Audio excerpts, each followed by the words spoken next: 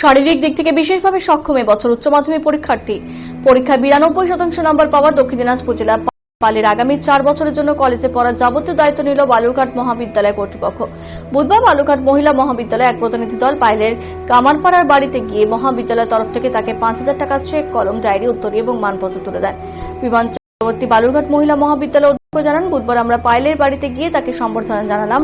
পায়েল শারীরিক দিক থেকে বিশেষভাবে সক্ষম, তাই শারীরিক প্রতিবন্ধককে জয় করে এবারে উচ্চ মাধ্যমিক পরীক্ষার শতকরা 92% নম্বর পেয়েছে পায়েল। পরবর্তীকালে সে ভূগোল নিয়ে স্নাতক স্তরে পড়াশোনা করতে চায়। আমরা পায়েলের বাবা মাকে বলেছি, আগামী 4 বছর যদি পায়েল আমাদের মহাবিদ্যালয়ে ভর্তি হয় তাহলে তার পড়াশোনার যাবতীয় খরচ বালুরঘাট মহিলা মহাবিদ্যালয় বহন করবে।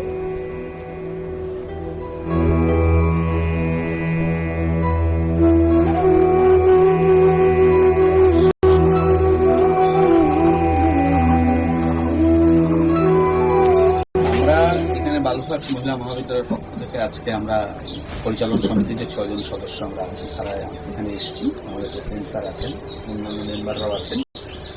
এই পায়েলের রেজাল্টটা নিঃসন্দেহে খুব আমাদেরকে গর্বিত করেছে।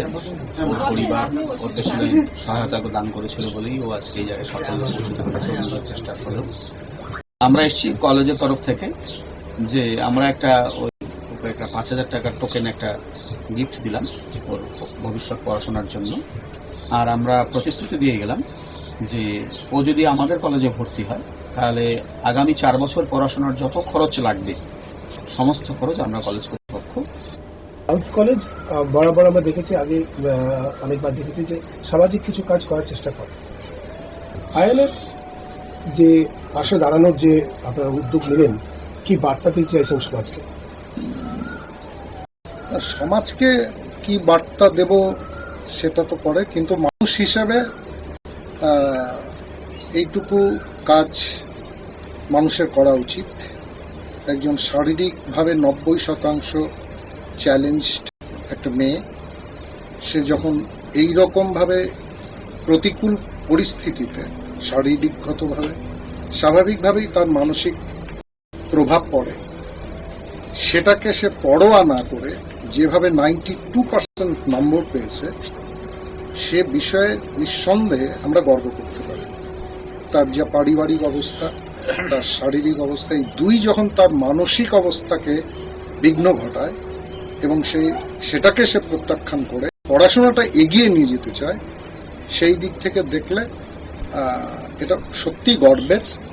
ওকে আরো উৎসাহ দেওয়া আমাদের কর্তব্য। এটা আমরা বালুরঘাট মহিলা মহাবিদ্যালয় পরিচালন সমিতিতে আলোচনা করেছি। লাগছে?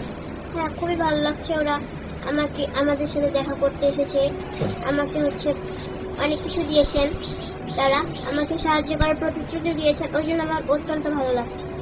তুমি প্রথম দিন যখন তোমার এখানে কথা হয়েছিল, তুমি বলেছিলে যে তুমি জিওগ্রাফি নিয়ে পড়তে চাও, গার্লস কলেজে জিওগ্রাফি আছে, এবং তুমি বলেছিলে যে আমার যদি যাতায়াতের একটা ব্যবস্থা তো সুবিধা হবে।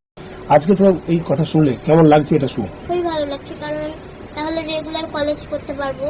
আমার কলেজ আমার স্কুল বা কলেজে যেতে অত্যন্ত ভালো লাগে, আমি বাড়িতে থাকতে চাই না, ওই জন্য আমার ভালো লাগছে।